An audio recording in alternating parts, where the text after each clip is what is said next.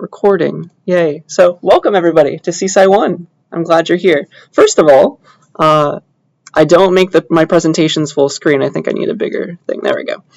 I like to keep my presentations like this because I'll be switching around between programming and slides. And then also I get much cooler pens this way anyway. They give me a rainbow pen. It's beautiful. So I'll stay like this. Sorry, it's a little bit smaller, but promise that it's worth it. And then everything I do today, you'll be getting. So don't feel like you have to scribble every little thing down. You're getting this recording now, as well as the slides as a PDF, any code that I write, if it's a programming lecture day, all that stuff is yours, okay? And also I like to run my lectures as a little dialogue between the two of us, so please don't just sit there and fall asleep. Please respond to me. You don't have to even raise your hand if you want to ask a question. We can treat this like a dialogue between the two of us. That's how I like to run my classes. So hopefully you will enjoy that. But yeah, today's that boring first lecture, right? I have to tell you a bunch of information that is in the syllabus, but I'm required to go over. And I do promise, though, at the end, we'll get into some computer science. I'm excited for that. Okay? So yeah, without any further ado, you're good. Let's get started. I think I should have at least one slide about me if you guys have never met me before. Hello, everyone. My name is Lawton Nichols. I use he, him pronouns, and I will respond to whatever you want to call me. You can call me Mr. Nichols, call me Dr. Nichols, call me Professor Nichols. But honestly, I'd prefer it if you just called me by my first name. Please call me Lawton if you're feeling up to it. Cross all those out. I don't want your fake respect. I want to earn your real respect, right? That's the goal. So, yeah, a little bit about my background is I went to Fresno State, not too far away from my undergrad, and then went to UC Santa Barbara, UCSB, for my master's and my PhD. All of those degrees are in computer science. That was my major everywhere. So, in theory, I can teach you something in this class. We'll see. And yeah, this is my cat. His name is Lonzo. I named him after Alonzo Church, who was the PhD advisor of Alan Turing, if you haven't heard of him at least. Definitely you should have heard of this guy by now. Very, very famous computer scientist and mathematician. This guy kind of paved the way for my PhD thesis, so I dedicated my firstborn son to the cause. And yeah, he's super cute. He's much older now. This is him when he was a kitten.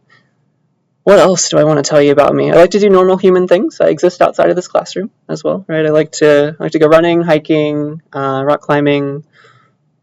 I have danced in the past. That's how I made all my friends in grad school. But yeah, let's get on into it. Feel free to shout out if you have any questions still.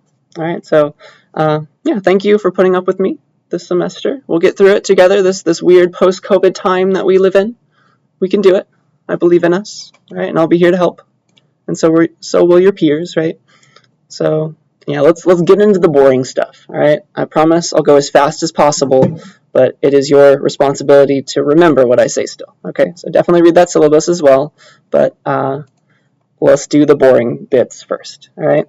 So first of all, this is a in-person synchronous class. You're required to be here, and so I have to take attendance. I honestly don't know how other professors take attendance. So they just call your names, have you do a sign-in sheet or something? Okay, I have a cooler way. I will show you later. And so we'll do that in a little bit.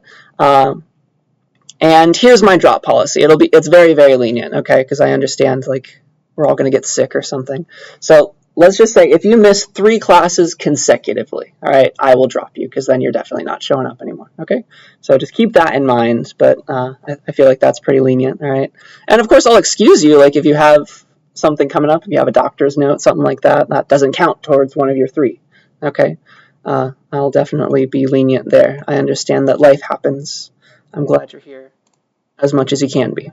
All right, so there's that. Again, just shout out if you have any questions about any of this stuff. It's all in the syllabus as well.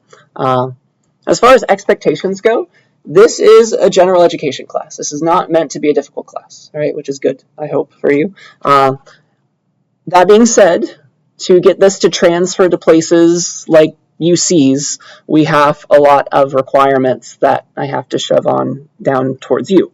All right, you're going to have to do a decent amount of work, and a lot of that, half of that, is going to be programming.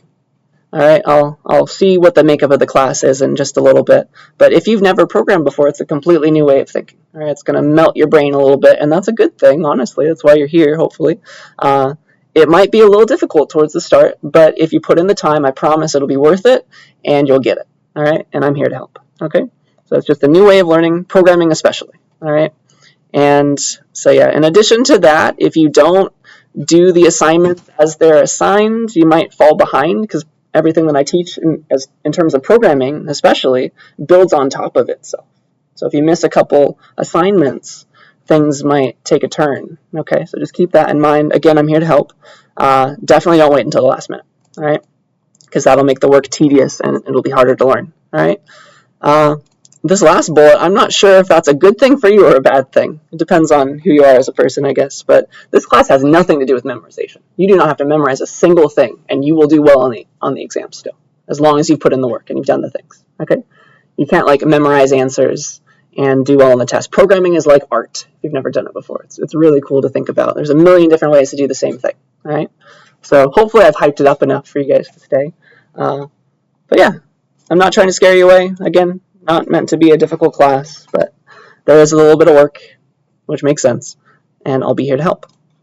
And of course, your peers are here too to help you guys, each other, all right? So there's that. There is a technology loan program, if you guys haven't heard of that here. It's on the resources page on our Canvas. If you haven't seen it, I think I've required you to look at the page at least to get to this first week's module. So technically, you've glanced at this by now, hopefully. But the library is renting out to you guys laptops if you need one. They're also renting out little hotspot routers if you have a bad internet connection at home and you need to do the work. So definitely take advantage of that. They're also renting out like calculators for math class or something. We don't need those, but definitely take advantage of this stuff if you need it. There's plenty to go around. Okay, so there's that. Again, just shout out if you have questions. So let's kind of start getting into the class. What are we going to do this semester together? So I'm going to teach you, it's a critical thinking class. It fulfills that critical thinking requirement. What does that even mean in computer science land? I'm going to teach you something called computational thinking when I teach you programming. That's how to think like a computer. Okay, so that's going to be interesting and fun. And that is pretty much critical thinking, honestly. So we're also going to do like normal philosophical style critical thinking topics. Stuff like how to write a good argument. What does it mean for an argument to be logical? How do we follow the rules of logic? How do we misuse the rules of logic as we're trying to convince somebody of something? And so that'll be fun. We'll have little mini debates and stuff, and of course you'll be arguing against people on the internet later on. So all that stuff. This is like the formal logical topics. They will all be used. I'll try to tie it back to making you a better programmer because that we're trying to make it about computers as well. Okay, so there's that, and then also as fuel to this fire, we'll talk about topics that are pretty hot these days in computer science, and we'll get into the ethics of some things. AI, of course, is a very hot topic, and we'll definitely get into that. All right, so yeah, that's kind of what we'll learn at a very, very high level. And yeah, I just want to make sure that you know that this class is for you. It doesn't matter who you are, right? If you want to like test the waters of programming because you know that that's a hot topic that a lot of jobs want, this is a great class for you to help you build your computational thinking skills, how to think like a computer, and that'll help you with your problem solving, which will help you in anything that you do in your life. And if you're just here for the credit, I'm glad you're here. That's okay, all right? I've been there, right? But your presence will enhance this room, I promise. And then if you've already drunk the Kool-Aid, like you are a computer science major or something, and you just want to know a little bit more, you're interested in the bigger picture rather than the nitty-gritty of like I want to program all day long, this is a great class for you. You get to kind of zoom out a little bit. Okay, so yeah, no matter who you are, I promise this class is for you, and I think it will be fulfilling if you stick around. So yeah, I think now's time to go to the slide that you all care the most about. All right, so let's talk about the syllabus. I think that is probably the most important thing to do today. So when you get on our Canvas, hopefully you've seen this, you got to go to this modules page to unlock all these other pages. And so I've forced you to look at all these pages at least to get down to here. But the syllabus, that's an important one.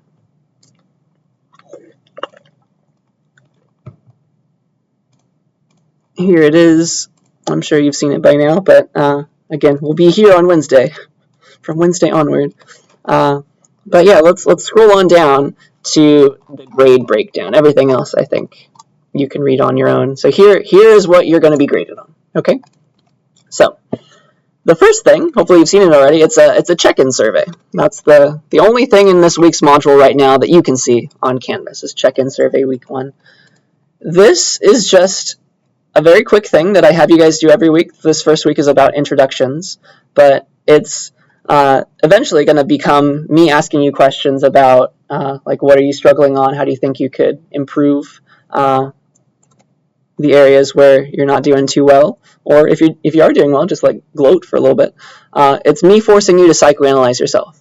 All right, it's an easy 5% of your grade. It's just me checking in with you every week to see if there's anything going wrong in the class and with how I'm teaching or with how you're learning. So it's really great for both of us, I think. And it is a super simple 5% of your grade. So just like fill everyone out each week, and you've got 5% of a grade. That's half a letter grade. Half a letter, right? So that's cool. I will then be forced, sadly, to give you essays in this class. All right. As a computer scientist, I never thought that I would be grading essays, but here we are. So I'm forced to give you essays, and you are forced to write essays in this class. That's just how you get critical thinking credit. All right. So 30%, a good chunk of your grade is going to be from written essays in this class, and every essay is going to be like weighted proportional to the assigned word count. So if I give you like a 500-word essay, it'll be worth half as much as a 1,000-word essay. Okay, so it has to do with that kind of thing.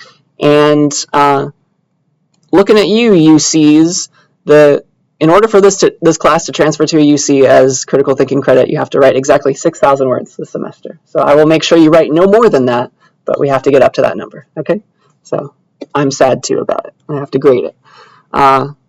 So in addition to that, the thing that I like, I'm going to give you plenty of programming assignments as well. So this is like half philosophy, half programming kind of. So I'm going to give you programming assignments most weeks, and that's going to be another 30% of your grade. So like I'm splitting it evenly as I can. All right, that'll be another 30% of your grade. We're going to start out with a language called Scratch, which is made for people who have never programmed before. All right, so it's going to be a really good introduction, and then we're going to move into a language called Python, which is probably the most popular programming language these days.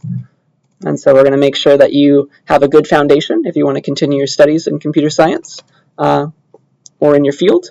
And I do want to say, though, if you are a computer science major or you've already taken a computer science class that has taught you how to program, then my first few programming assignments that are meant for students who have never programmed before, they'll be too easy for you. And so I'm going to force you to get some different programming assignments for the first half of the class. All right, so just keep that in mind. I'll give you something different just to make sure you don't get bored. But those of you who have never programmed before, you're going to find this perfectly at your level. Okay, so I just want to say that. And so yeah, that's most of your grade. We're going to have one midterm in the class about halfway through. There's 16 weeks of classes and then a finals week. So week 8, let's say, that's halfway through enough. I'll give a midterm, and that'll be 15% of your grade. And then the final exam at the end of the semester will be 20% of your grade. Okay? So that's the grade breakdown. Does that make enough sense to us? Any questions about that? I think that's probably what we want to hear today. That's what we care most about. All right? Hopefully it makes sense. There is a recommended textbook. I am going to steal a lot of lectures from that textbook, but I'm not going to force you to buy it. Okay, you do not have to buy it. It will help you with the essays that I'm going to have you write and with studying for the exams, giving you stuff to talk about, especially if I ask like an essay question, but you don't have to buy it. Okay, so don't feel like you need to. Just maybe wait and see. I think that would be a good idea. So there's that. And then also there will be extra credit. I like to give at least a letter grade's worth of extra credit throughout the semester. So look out for that. And then also, I will give each one of you, hopefully when you join the Discord, there's like another invite link to the ACM Club Discord. I'll give you half an extra credit point, so half a percentage on your final grade for going to any ACM Club workshop. You can go to as many as you want. Okay, so definitely look out for those. I'll help you join that Discord and show you where the workshops are being posted if you can't find it. But that's a very easy way to get some extra credit, and you'll learn something cool while you're there. All right, so that's nice. I will cut you off, though, at 10% extra credit. Can't go any more than that. All right, that's all. Yeah, are we still good? All right, we do have a final exam date because we are an in-person class, so there will be an in-person final exam. And I put that down here on the important dates. I read it off the table. Hopefully I did it right. But it will be, if I read it correctly, our final is going to be on Monday, the first day of finals week. Just get it over with, I guess. At the same time as class, in our classroom, which is going to be the classroom over there. Okay, so that's where it'll be. Just from now on, we're going to go to that other classroom, and that's where the final is going to be on the Monday of finals week. All right, we'll get a little bit longer than normal class time to take it, and I guess that'll be that. Yeah, I think that's everything I wanted to say about this slide. Are we good? All right. Again, just shout out if you have any questions about anything. I'm here to answer those. It's my job. Let's talk about some other policies of mine. All right, so I'm pretty lenient when it comes to late submissions. I'm going to accept any late programming assignments and those check-in surveys up to the last day of instruction. So if you miss one, very easy for you to get credit for doing it. All right, so I'll give you plenty of days to get it in, though I guess I have to make it somehow fair. That'll come in here. All right, the second that you turn something in late, this is my trade-off. I'll take off half the credit. All right. But 50% is way better than 0. I hope we can agree. Okay, so I'll accept those late. I won't accept any late essays though, all right, because those take forever to grade, I think you can imagine. And I don't want to get hit with a ton of those at final exam time when I'm trying to write the final or grade the final. It would be disgusting. All right, so anything other than essays you can turn in late. All right, so there's that. I have a bit of a weird due date policy. Maybe you've had another professor kind of similar, but I do something weird and I want you to be prepared for it. All right, so every assignment in this class, except for the check-in surveys, which will be due on like 5:30 on Fridays, everything will be due at 5 p.m. on the day that it is due. All right, it's not midnight, it is 5 p.m. And this is because, if you've programmed before, you know why, there's plenty of issues that happen, especially technical issues that happen around the due date in a computer science class. I hope you can imagine if you haven't experienced it yet. And so I will usually be having office hours at these times, or at least I'll be awake to help you. All right, so that's why we're doing it like that. Just mentally prepare. The due date, it'll show on Canvas, is 5 p.m., not midnight, on the day that it's assigned. All right, we're going to remember that. All right, I do make some exceptions, though, for students in certain categories. So if you fall into any of these categories, let me know, either after class or send me like a Discord message, and I will make sure you get into one of these groups. I make some exceptions for you if you work at least half time, 20 hours or more per week. I'll give you a bit of an extension. School, though, does not count. All right, if you're taking 20 units, that's your fault. Some of us, though, we need to work, right? So I'll extend your due dates by an extra 7 hours, and your assignments really will be due at midnight if you work at least half time. All right. If you work full time, at least 40 hours a week or more, or you do something that is the equivalent of a full-time job, like you care for a child, something like that, then I will extend your due dates by an extra 15 hours. And so that means you could either stay up late or wake up early and get the assignment in. And I hope that we all can agree that people in these categories deserve that extra time. Okay. So yeah, if you fall into any of these, let me know. And I'll make sure that you get those extensions. They're for assignments only. We're all taking the exams at the same time. Okay. So yeah, any questions about any of those policies? Still good enough? All right. I'm pretty lenient when it comes to dropping some scores in each assignment category. So I will drop your lowest 3 programming assignments. All right. So if you have some bad weeks or you get sick, I do really want you to like make up the assignments and get that half credit. But I'll also be dropping some assignments so that even if you get the half credit and it brings your grade down slightly, it's like it never really happened. But it's good to learn and do the assignments, I promise, because things build on top of each other. But I will drop your lowest 3 programming assignments, I promise. Okay? That should happen automatically on Canvas. So there's that. Oops. And yeah, as far as questions and answers go, please, if you have not joined the Discord yet, go join our class Discord. The invite link is here on this Discord info page. We're moving at the speed of JavaScript. We're going to wait. There we go. All right, so here's our class Discord server. When you join it, you'll only have these welcome and guide channels available. Just scroll to the tippy top if you haven't yet. Click the 100 emoji, click the dog emoji, click your pronouns, and then you should see like a lot of these channels as well as the CSCI1 channel. All right, and so this is where you could post and ask questions. Okay, so that's really good. And then I'm also up here. You got some tutors potentially to talk to as well.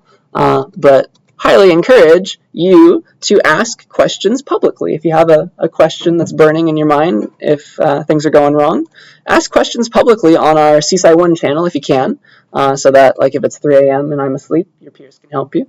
The one thing I don't want you to do publicly, though, use your judgment, is to like share a bunch of code, share an entire answer. Okay, I think that we can understand that that's pretty unfair, right? It's going to give away something. So if you have something like you need to ask me a question and like it involves sharing your entire answer, that's when a direct message is the right thing. So just like right click on my name. I can't message myself, but you can send me a direct message. All right. So send me a private message when you have to. All right. But try to make a public question when you can. So yeah, that's Discord. I highly encourage you to use Discord to contact me instead of email or Canvas messages. I think you can imagine that my inbox is disgusting as a teacher, but with Discord, like I just get some notifications right here. I can see who needs to be responded to, which is pretty nice. All right, so that's Discord. Please join it if you have not yet. And then yeah, come to office hours. I'll have office hours directly after some of our classes. At least that's the plan. So this might change when I get like meetings assigned to me, but this scrolls over. The green times are when I'll be having office hours. That's the plan. Just keep on rechecking this page because they might change. But this is when I want to have my office hours, definitely after both of our classes. Okay, that's when I'll try. And so we'll just walk down the hall to my office. But for today, at least, I'll just stay in this room. And if you're ever at home or you want to go home and not stay here, or one of the other days come and you're not on campus, you can just come to office hours on Zoom. I'll always be on Zoom. All right, I'll be in my office these 3 days, and I'll be on Zoom all the time. All right, so you have options. But that's when I want to have my office hours. And just keep on checking that schedule because it might change. And then before we get into computer science, I just want to say right now, especially if you've never programmed before, it's a completely new idea. It's going to make your brain hurt a little bit. You're going to get stuck. We all get stuck, all right, on a programming assignment especially. So I would like you to ask for help. Please, please, please ask for help. Ask me, ask your peers, come to office hours. It's worth it, all right? So let's set a time frame. Let's say that if you have been stuck on something for like half an hour has passed, you're working on a problem and you've hit a dead end. You're not sure what to do. That's when I'd like you to ask for help, please. Come to me, yell at me until you get it right, all right? Or go to the tutorial center. That's a great place on campus as well if I'm not available. So it is my job especially, and the tutorial center's job, to get you over whatever the issue is. There is no virtue in staring at your screen for 2 hours like I did as an undergrad. It's not worth it, and so I'm trying to get you to not be like me, okay? You'll learn faster this way. Though, if you get stuck for 29 minutes and 59 seconds and then have a flash of brilliance, that's exactly what I expect. That's probably going to happen very often in this class. All right? That's just how programming, how getting better at programming kind of works. All right? But please ask for questions, or please ask your questions when you've been stuck. Ask for help. I'm here to help. All right? I think that was all the logistics that I wanted to talk about. Are we good still? Any burning questions? All right, so I would like to take attendance now, and I don't have a sign-in sheet, so here's what we're going to do. I have made us a gorgeous class website. I've worked so hard on it. I actually rewrote it over the summer, and so there might be bugs. We'll see. But please go to www.lottensclass.com. It's also available as a link on our Canvas homepage. Way down here, class website. So please go here. Everybody go here and try to log in. All right? It'll take you to a login page, and right now, your username and your password are your last name, all lowercase, an underscore, and then your student ID. Right? So, for example, if this is my last name, if this were my student ID, this would be my username and my password right now on the class website. All right? And if this was your last name and this was your student ID, get rid of any accent marks, any hyphens, any spaces, jumble it all together, all lowercase. This would be your username and password. Right? That makes sense. So I'm just going to wait here for a couple minutes while So you guys try that. Get ready to click on the attendance app. It's not going to work yet, but just get there, all right? Let me know if you're having any trouble logging in. I tried to make this all accounts. But this is where we're going to go at the start of class from now on to do attendance. It's going to be a quick thing. And I do highly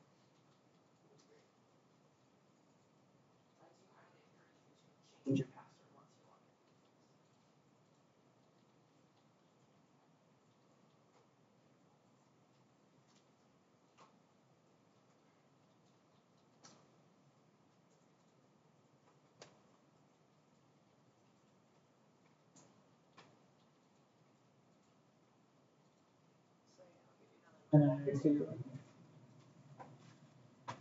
To find the website and get to the attendance page.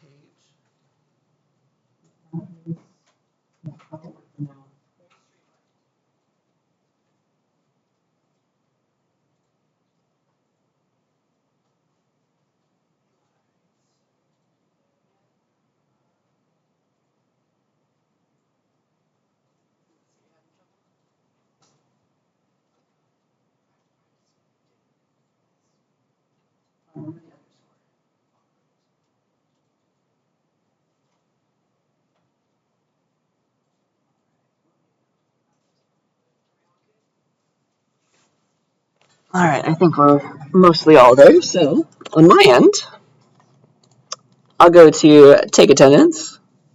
Oh, sorry, not for me, but I'll go to take attendance, this one, and I'll set our class. And so this is what we'll do at the start of class from now on. I'll be like, all right, let's take attendance. I'll click begin.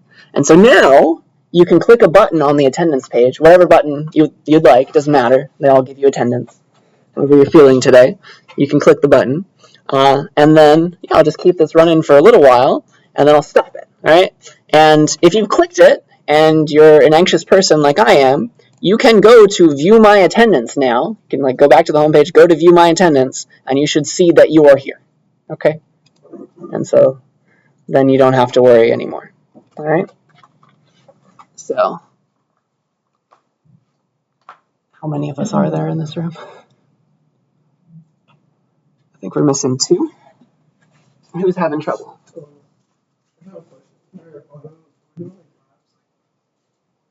No, it's me. You guys can just hang out, talk to each other.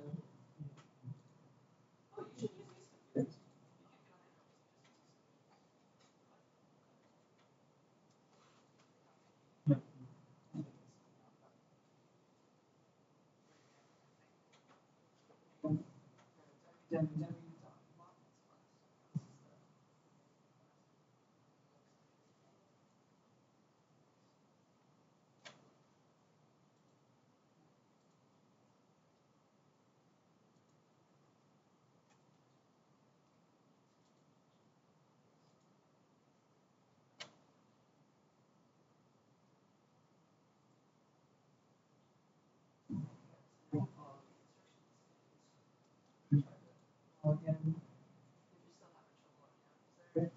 else that's having trouble? Maybe I could have miscounted. But I think we're good. All right, I'll just leave this running for a while, but eventually I'll stop it. But make sure that you have checked that you were marked here with the view my attendance, because I must drop anyone who has not checked themselves here. Okay. So yeah, let's move on for now. Make sure to click the button before class ends. All right. Let me know before you leave if you had trouble. So I'll just keep it running for now, though. All right. So there's that. That's how we'll take attendance from now on. And yeah, I think we're ready. So let's actually have a computer science lecture, shall we? Let's do it. Drum roll, please. So I do want to do just like an introductory thing as we get started, because I'm going to force you guys to work together in this class. I think it's a really nice thing. So I'm going to do something called peer instruction. All right, in this class, I'm going to ask you questions for you to ponder in small groups with the people around you. I think that is like all the literature on learning says that you need to do this and it will help you learn. So I'll ask you a lot of questions on this by clicker page where you can click A through E. Have any of us taken a large class, like a physics class, where you have to buy this little clicker thing to press A through E, and it's like $70? So they made me do that, at least. It looked like that. It's called an iClicker. And so I have made a parody of that, and it is for free. So we're going to do that. We're going to use that in this class. And yeah, so a lot of the time I will split you up, have you work with the people next to you, teach each other. That's called peer instruction. I promise it's worth it. Helps you learn better. And yeah, we have our first question on the next slide. So I'm going to ask you a question, and you can click A through E, and it's called, it's an in-class exercise, right, which is sometimes abbreviated to ICE. And our mascot here at Clovis, for some reason, it's a bull named Crush. I'm not sure how this happened. If anybody knows the origin story, please tell me. But obviously, I will be calling all of our in-class exercises Crush Ices. Thank you. So for my first question for you, I'd like to figure out who's in this class. So please go to the by clicker page after you've done your attendance, of course, and type A through E. Click A through E after I start the question. All right, so I'm going to go and I'm going to start the question on my end. I got to scroll down. There. I'll click begin, and so now you should be able to respond. You can change your answer if you click wrong by clicking again. But please tell me, what is your major? Who is in this class? Let's see.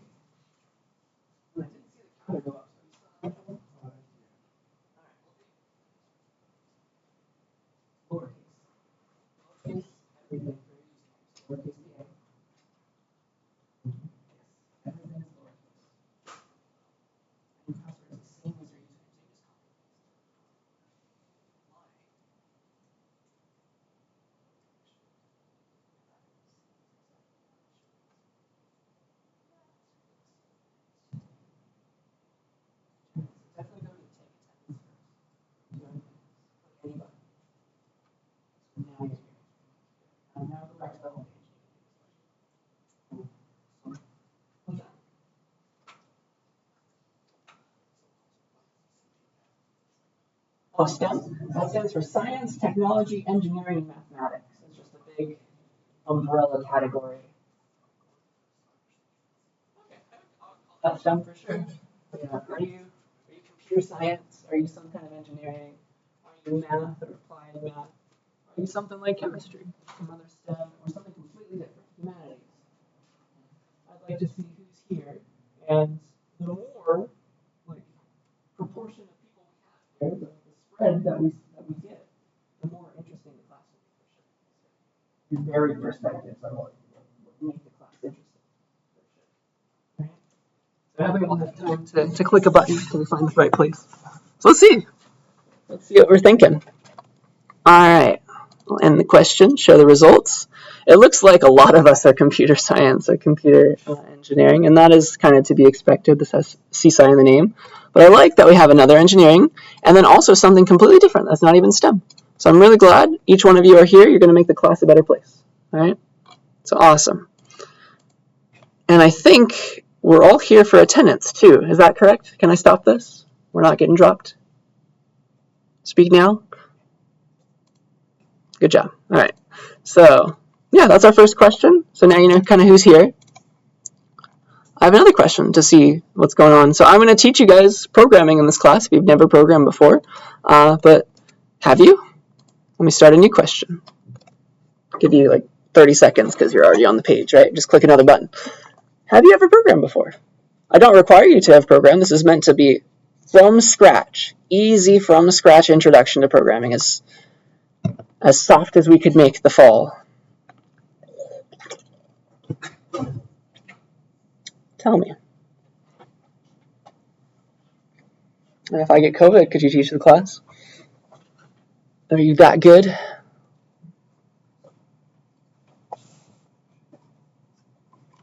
Alright, surely that was enough time, yeah? I'm going to stop it now. Boop. Ooh, nice. Look at that. It's like a little tail going there. So a decent amount of us have never programmed before. Sorry. And that's exactly where I want us to be. All right? Even if your major is computer science, and this technically has to be true, right, given what I've seen. So maybe you're a computer science major or computer engineering, but you've never programmed before. This is a great place for you. It's a very simple introduction. Get your feet wet. And then everybody else, my B, C, and D people, thank you for being here, especially the person who could teach the class in my step. What's that? I am translating one question by language because I don't understand. I know programming language. Oh, okay. No worries. All right. So, yeah, those of you who picked B, C, and D, please help the people who picked A. We're gonna make sure we all get through this together in this class. All right. So yeah, it's the kind of stuff we're gonna be doing, and eventually I'll put you into groups and you can talk together. But like these were kind of individual questions today, at least. So yeah, I think we're ready for computer science. Let's do it finally. So I think just today I'd like to give you just a brief overview of things. I'm not going to test you on the history of computer science, but I think it's a good thing to know, like where we came from, why we're here, how we got to this place. So let's talk about the history of computer science. How do we get here? How do we get to this laptop in front of me? All right. So computer science is the study of computation. Right. So what's like the first device that we use to compute? People would argue that was probably the abacus. Yeah, because what is a computer but something that can perform computation? So an abacus, we could make a reasonable argument that was the world's first computer. All right, and then we just got fancier from there. So that was back well in the BC era, so over 4,000 years ago. Crazy to think about that we've had that for that long. But yeah, we kind of have to fast forward to get to the newer good stuff, though. All right, so at the start of the 1700s, we started thinking abstractly in mathematics, and we started trying to write down all the rules of what makes like an argument logical. So formal logic is a fun term that we'll be learning a lot about in this class. And also binary got invented. It's just a number system that I will teach you, made up of zeros and ones, so binary. If you've heard the word but don't really know what it is yet, I will teach it to you in depth later, but binary is just it's a number system. It's called base 2 for short, and it's just making any number possible using zeros and ones. That's how computers think. High voltage, low voltage, on or off, zeros or ones. That's what we're going to do in this class. And so yeah, here's some binary numbers. This is like the number 7 in binary, for example. And all this stuff, by the way, like was started and thought of by a fancy dude named Gottfried Wilhelm von Leibniz. All right, I don't have a good German accent, but dude also invented calculus, by the way. He was just insane. So a lot of cool ideas from him. But yeah, binary is just a different kind of way of writing numbers down. So 0 is still 0, 1 is still 1. But if you have only 0 and 1 to work with, the number 2, we need a new place. So the number 2, if we only have 0 and 1 as our digits, must be 1, 0. That's the number 2 in binary. Weird. So I'll teach you that more later, but that's a good start, right, to melt your brain a little bit. Fast forward another century or so, and a man named Charles Babbage tried to make a machine that could perform arbitrary calculations that could be programmed, which is interesting. He never actually built this thing. He built a simpler version, but he made the specs for what was called the analytical engine. And this is like a turn-the-crank computer that you could feed in a program, and it would execute that program. It would run it to completion and do whatever you asked to do. So this is the first programmable computer thought about in 1837. And what does it mean to like write a program? Like, how is this not a calculator? What's the difference? So a program is when you have a sequence of steps to go and execute, to go and like run and make happen. So like here's an example program that maybe you could put on this analytical engine, turn the crank, and it would output the results. All right. So let's say that you have a place to enter some numbers, like you have a number X and number Y you can enter in on this machine. And then here's the program that you could also feed in. Like, all right, take those X and Y, add them up, and put them in a place called Z inside the computer's memory. Okay, that's like step 1. Step 2, go and take the square root of that number that we just put in the Z place. All right, and then step 3, if I turn the crank some more, go and show the value of Z. All right, And obviously you can make different programs, but these are some steps that you could ask the computer to do and it understands. It's more powerful than a calculator, right? Turn the crank and it does these exact things. Or you could program it differently and it would do some other things. So that's kind of like the world's first computer that follows instructions, invented by Charles Babbage. Though he invented the idea of the analytical machine, but he never really wrote programs for it. The very first programmer was Ada Lovelace, and oh man, is she cool. So she wrote the world's first program, which is insane to think about. That's amazing. So her full name was Augusta Ada King, Countess of Lovelace. So she was royalty, first of all. And then also, did we remember from English class a dude, I think it was a poet, by the name of Lord Byron? Have we heard that name before? No? Very famous, but he had a lot of illegitimate children. I guess those were the times or something. But she was his one legitimate child. So, an heiress. Insane. She had such a cool life. I want her life. But she was the first computer programmer. She was working with Babbage. And what she did, the very first program she ever wrote, meant to be executed on his analytical engine. Here's like a page saying what's going on. It was a program that computes the Bernoulli numbers, which is useful for things like statistics and just like hardcore mathematics. So maybe we've heard that word before. But that was the first program ever written, and she was the first programmer. It's really, really cool to think about. The footsteps we're following in. A couple more decades, we get to something called Boolean algebra. Very, very popular, very, very important for computer science and engineering. It was a dude's last name, invented by George Boole. And he had the idea of like, all right, let's 1 and 0 binary. Let's do more. Let's combine 1 and 0 in a cool way. Let's say that true means 1, false means 0. They're the same thing, same idea. And I'm going to do I'm going to invent some operations that work on just 1s and 0s. All right? So there's an operation called AND, for example. 1 ANDed with 1, that's the symbol for it. I'll teach you that later. Apparently the answer is 1. All right? So there's a bunch of different operations that you could do on trues and falses, surprisingly. And you can build cool diagrams that look like this, which I will also teach you later. But all you need, this is wild to think about, this paved the way for computers. All you need is Boolean algebra and then a digital signal that goes high and low. And that is all a computer is. So you can build a computer with Boolean algebra. And I'm going to teach it to you. It's so cool. Just blows my mind, and I'm glad I have a class to talk about it in. All right. So if you think that's cool too, I'm glad you're here. All right. And if you don't think it's cool yet, I will make sure you think it's cool by the end of the semester.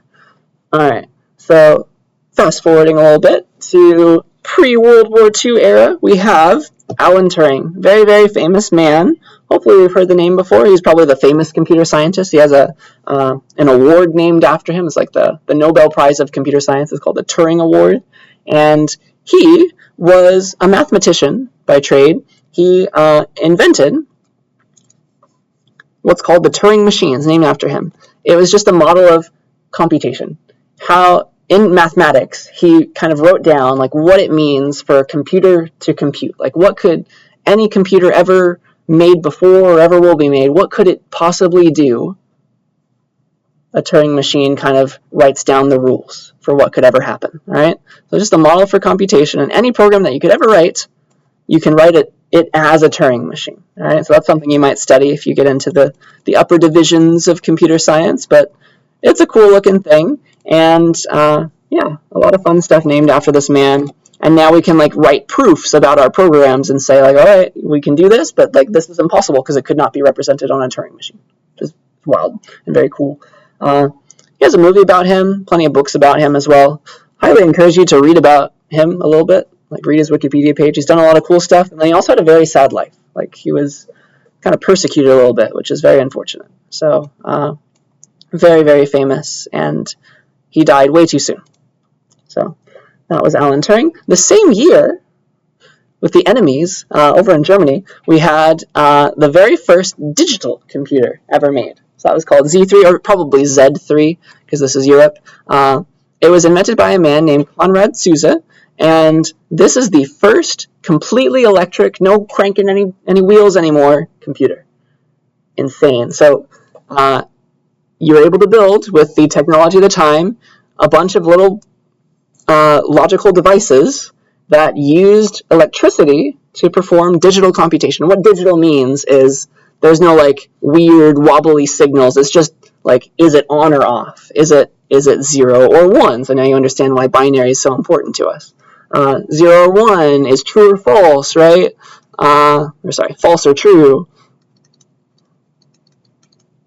Or just like in electricity, off or on, if it's like a switch. Or if you want to be an electrical engineer, like, you have to understand that it means low voltage or high voltage, really. All right, we won't get into that in this class, but that's what a digital computer is all about. So this made the room very hot. A bunch of things called vacuum tubes, and oh man, it was the first digital computer that could perform computation, completely electric. And so that started it all off. Then it just took off from there. Probably the reason we all have computers today is thanks to the invention of the transistor. Have we heard of the transistor before? Just like the word, at least. So this is what most scientists would consider to be the greatest invention of mankind, of all time, ever. This is the thing that has made our computers be able to be so small. They used to take up giant rooms. They used to take up this entire room to have a computer before the invention of the transistor. This has made everything cheap and affordable and accessible, and it's made the world a significantly better place. So it's amazing. So a transistor, it's just a digital device that was very small these days, at least. It was invented at Bell Labs, a research and development section of a telephone company, of all places, which is cool to think about. They had a monopoly back then. And so let me try and teach you what a transistor can do. I'm not going to like test you on this or anything, but it's a cool idea because like this is the greatest invention of all time. You should know a little bit about it.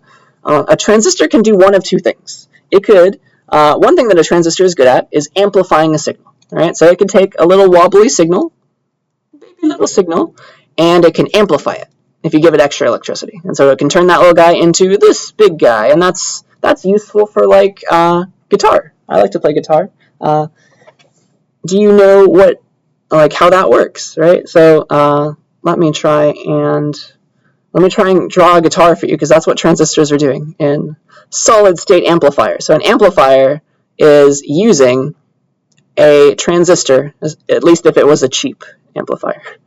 So here's your electric guitar, and you plug it in, right? You plug it into the amp, and your guitar does not produce electricity, right? Some of them have batteries, but most don't. You just like plug it in. It's just wireless. And this amplifier is plugged into the outlet, right? Whee! So that's getting power there. So inside of the amplifier is a transistor, and that's doing the amplification. So you'll have to take a physics class to fully understand this, but like there's metal strings, and then they're wobbling when you pluck them or you play your guitar, and there are magnets and these little pickups on your electric guitar, and the magnets can sense the vibrations of your strings, and that generates a small electric field, electric flux or whatever, and that flows through this wire. It's a very small signal, and an amplifier, its job, with a transistor at least, is to amplify that signal and make it loud with extra power. Right? So that's one thing a transistor is really good at, but honestly, and that like gives you beautiful music, but we don't care about any of that in computer science. That has nothing to do with us. It's just a cool thing. The other thing that a transistor can do that we really like is that it can function as a switch that you can turn on and off really fast, an electric switch. All right. So here's what we like transistors to be able to do. It's like a little switch on a wall. So like here it is. It could be off, right, or it could be on. And it's like there's a wire coming through. There's a wire coming in here, coming out of here.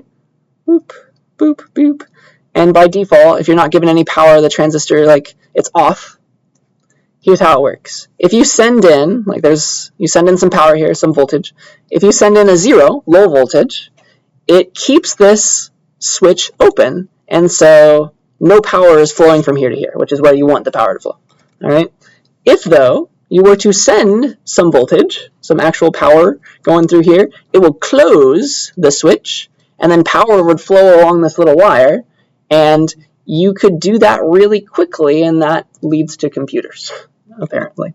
All right, so that's as far as I want to go. Become a computer engineering major if you know more. But that is what we care about in this class. All right, I'm not going to test you on the nitty-gritty details, but like it's kind of a miracle.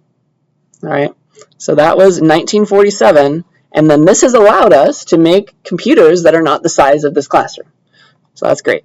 And things just started getting smaller and smaller and faster, which is great. We eventually got the idea, because there were so many computers, we should hook them together.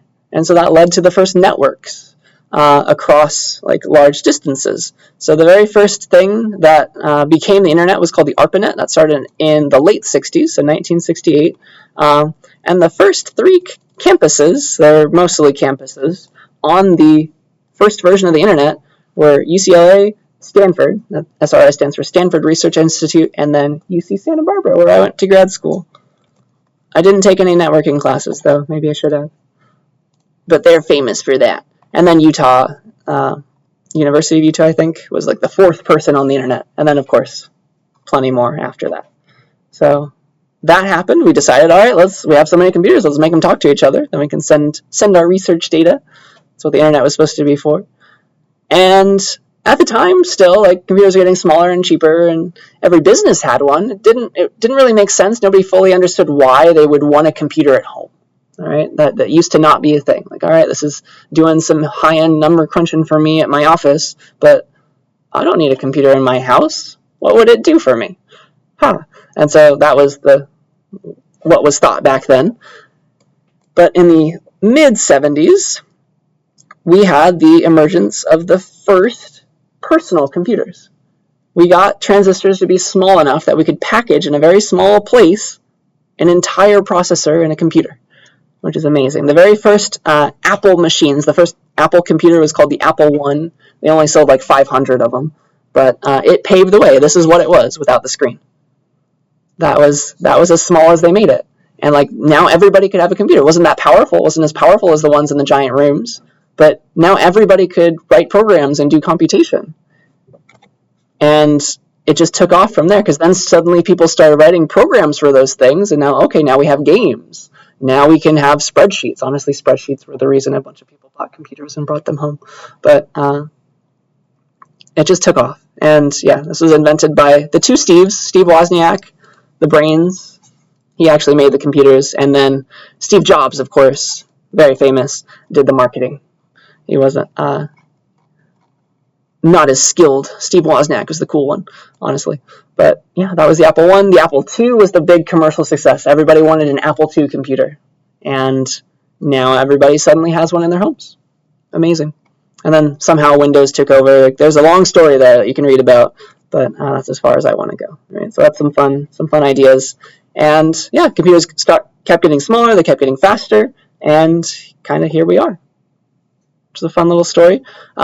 I do want to pause and just like make note of some contributions. I do want to say that like computer science is not just a bunch of dudes, right? First of all, the very first programmer was Ada Lovelace, and that's amazing. Like she has that to go on her Wikipedia page.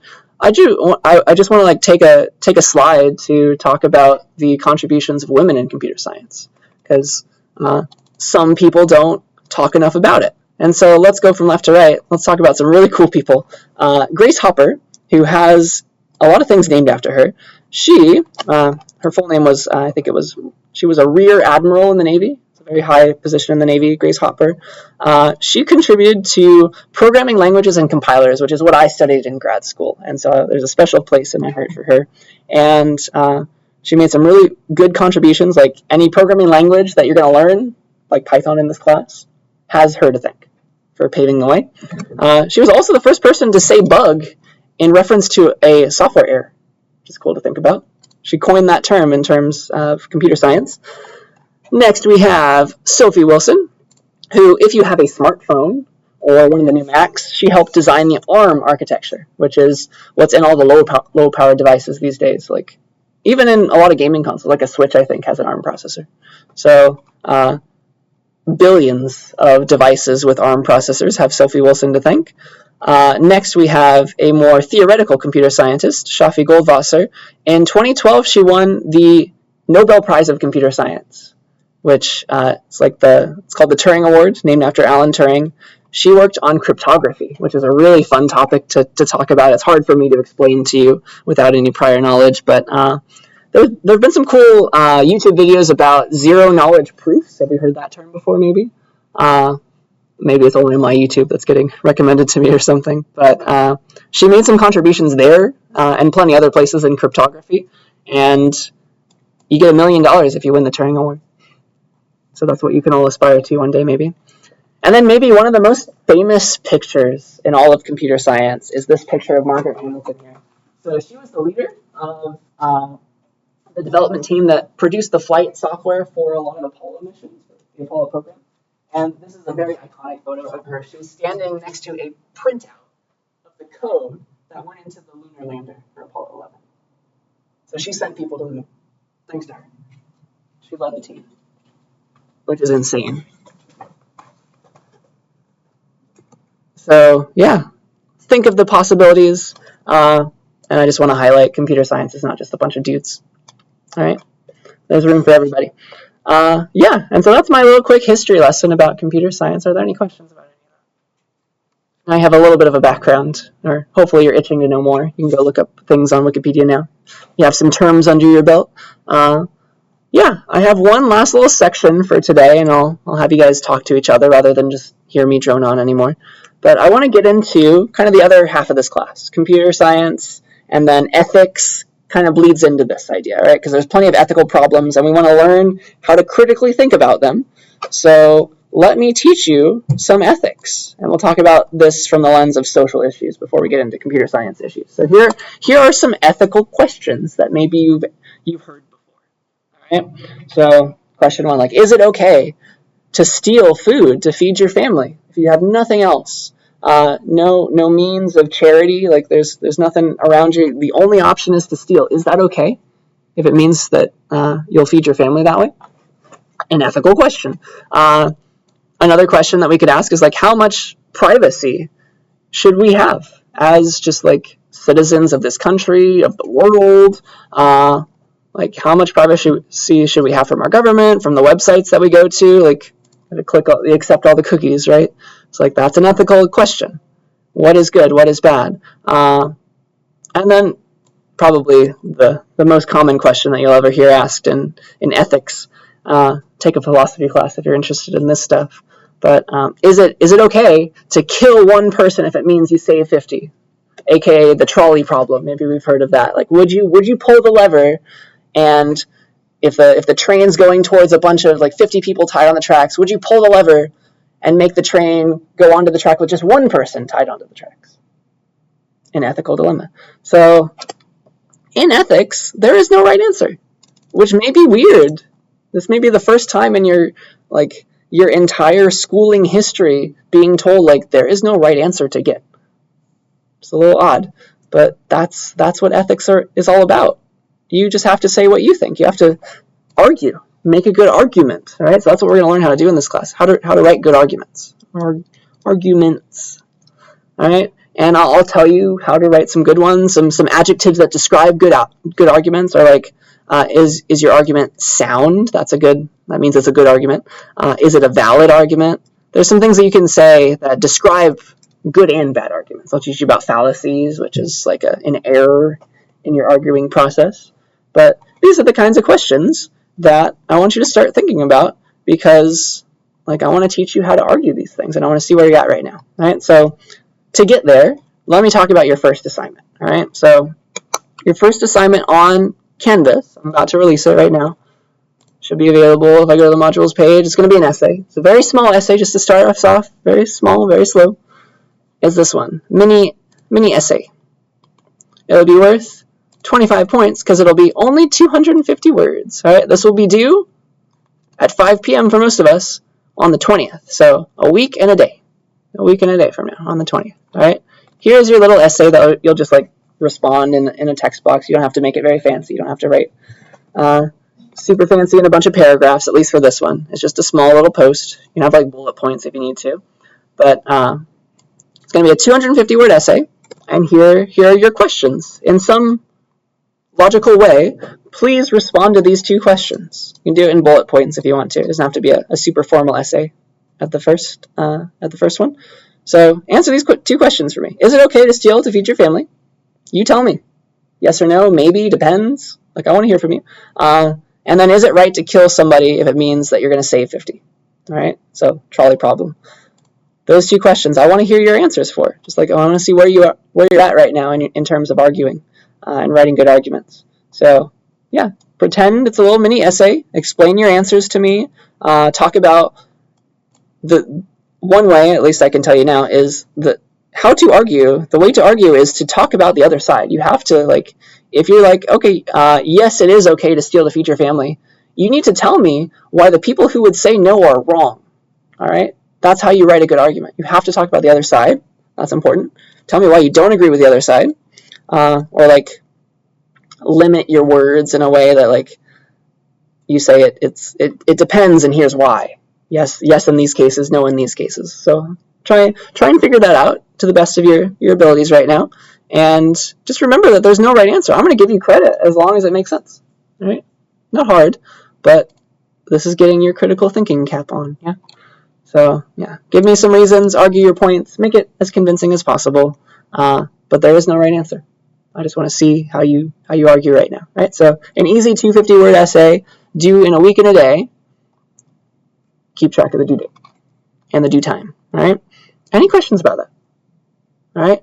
And so to help you get started, I'll give you some things that you can use. You don't have to write down your answers anywhere, but I'd like to put you into those things called peer instruction groups right now. I'd like you to please get next to the people, at least in your row, or you can clump together as much as you would like, but please find at least one other person to talk to right now, and then go and introduce yourselves. Please say hi, and here's my question for you. Like, pick one of those questions. I'll go back to the previous slide and talk about some arguments for that thing. Like, yes, it's okay to steal. It's a good thing. Here's some reasons why. And then also try to play the devil's advocate as well. Please go and say some arguments against.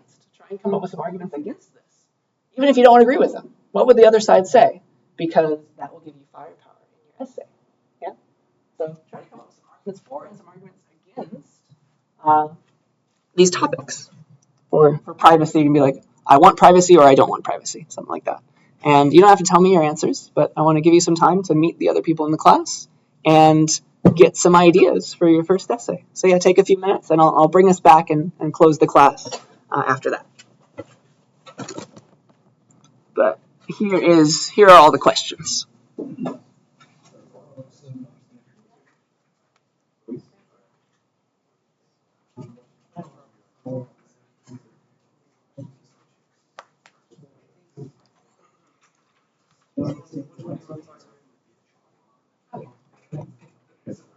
Here are the questions. Sorry.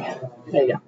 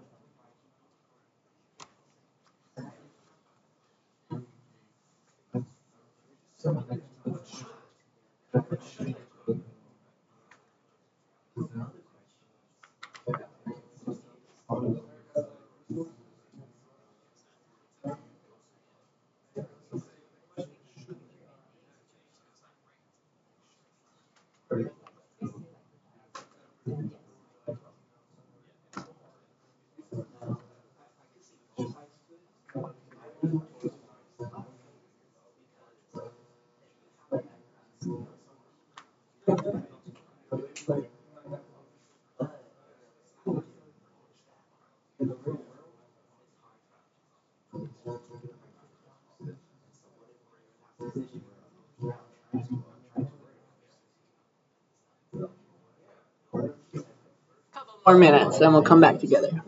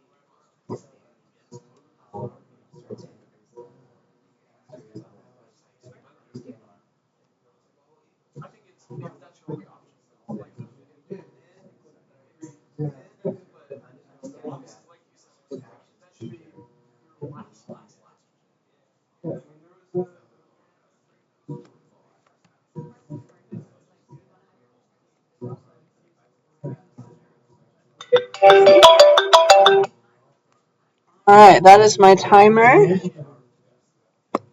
Let's start coming back, and I'll let you go off and talk to each other. Just give me 1 minute, then you guys can go back and talk. All right. I'll put you right back after I close this class. We made it to the end, though. Are there any questions that came up as we were discussing that I could help with? We have some good topics for our essay, I hope.